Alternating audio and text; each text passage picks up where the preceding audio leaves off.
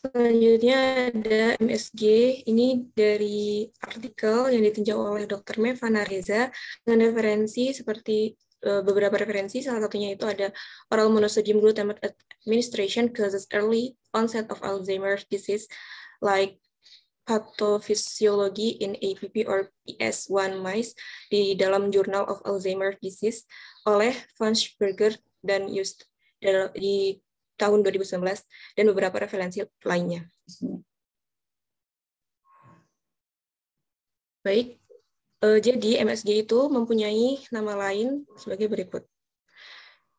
Contohnya yaitu sodium glutamat, monosodium L-glutamat monohidrat, glutamic acid monosodium salt monohidrat, ekstrak ragi, protein nabati terhidrolisis atau HVP, kalium glutamat, sodium kaseinat, dan perasa alami. Jadi, jika dalam kemasan makanan yang kalian beli, yang kita beli itu ada tercantum nama-nama tadi, itu berarti di dalam makanan tersebut terdapat MSG.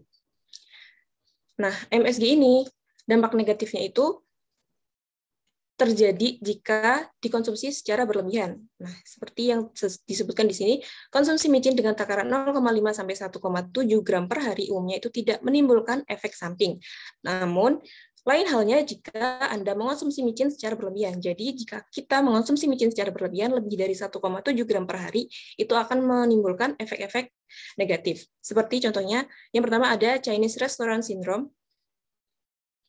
Itu terjadi jika kita mengonsumsi lebih dari 3 gram MSG per hari.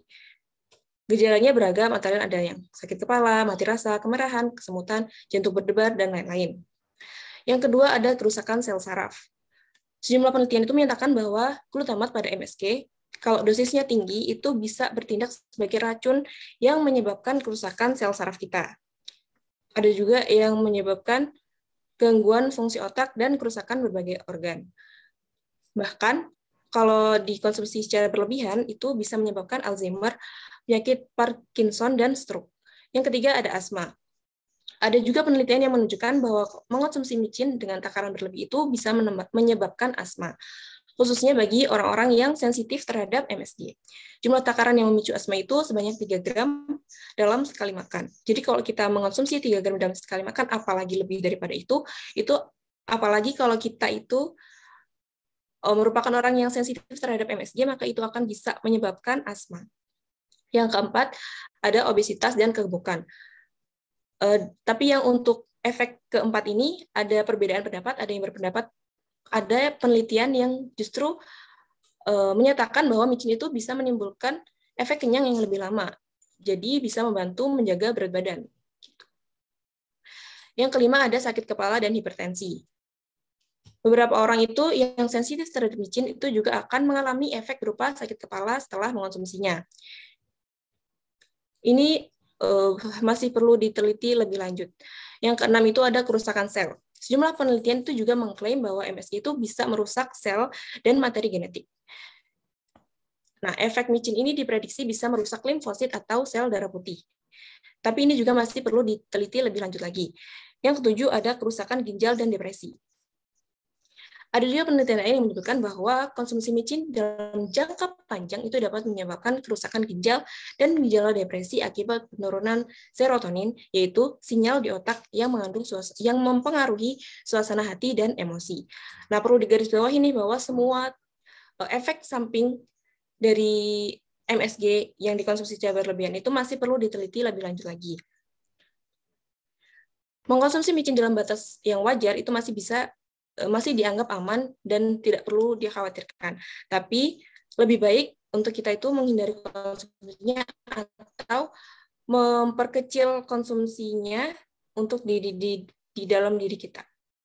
Nah, untuk kalau kita nggak pakai MSG, pakainya apa dong? Kan MSG itu bisa bikin makanan jadi lebih enak, lebih gurih gitu kan. Nah, MSG itu ada yang secara alami dihasilkan oleh bahan-bahan berikut, seperti daging sapi, rumput laut, kecap, keju parmesan, dan tomat. Sekian. Oh. Ya, kalau untuk yang ginjal, kemudian depresi, memang bukan minum MSG atau makan MSG sekarang langsung jadi depresi, langsung jadi gagal ginjal, memang tidak.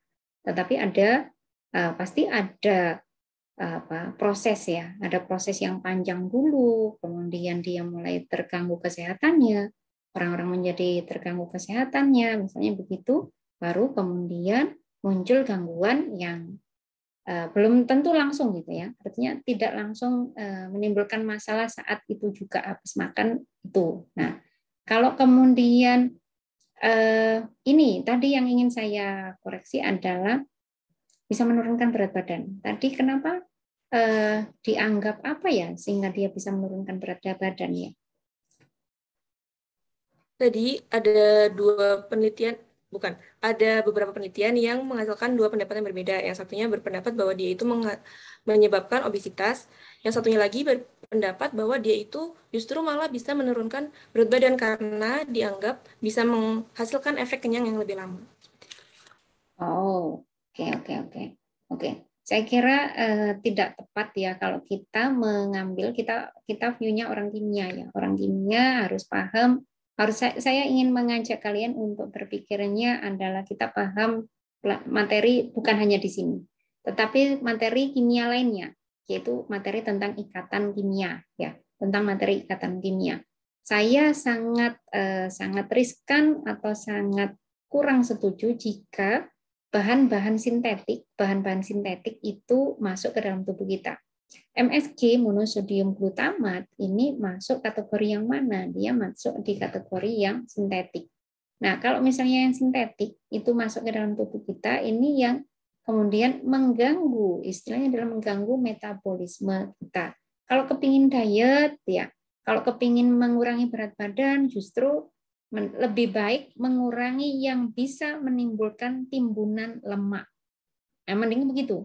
Jadi kan kita pahamnya bahwa kelebihan makanan kita akan disimpan sebagai lemak. Itu kita sudah paham di materi kimia mana saja. Misalnya materi kimia dasar kita juga tahu bahwa kelebihan energi kita akan disimpan sebagai lemak. Dan itu sih kita tetap harus syukuri ya, tetap kita syukuri.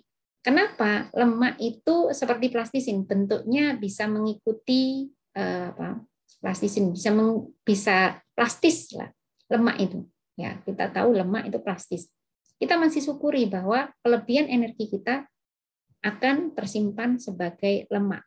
Andai kata ya, kan kita kenalnya ada lemak, karbohidrat, protein. Nah, misalnya kelebihan energi kita akan disimpan sebagai bentuk karbohidrat misalnya. Wah, bisa jadi nggak empus-empus ya. Artinya nggak kayak plastisin nanti. Kita jadi perentel-perentel, apa ya? Wah, ngeri. Ya, kan gitu. Kita tahu sifatnya karbohidrat. Nggak kayak lemak, nggak kayak plastisin. Andai kata kita tersimpannya bukan sebagai lemak, juga kita masalah besar. Kalau sebagai lemak masih mending, gitu. Meskipun kalau lemaknya kebanyakan juga jadi masalah. Ya, bukan hanya urusan tampilan, ya, bukan urusan tampilan saja saya kira masalah yang kelebihan lemak, tetapi bagaimana mengganggu proses metabolisme lainnya. Kalau perlemakan ada di mana-mana, ya, bukan hanya di tampilan, bukan hanya di pipi, tapi di organ juga banyak lemak, kita juga kan terganggu kerja organ kita.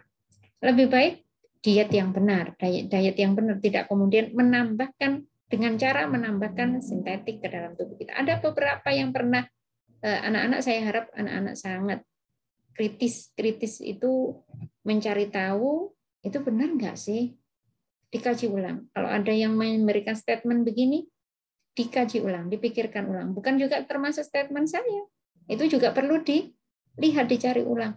Karena pernah ada yang ngajari di YouTube itu cara diet atau menurunkan berat badan.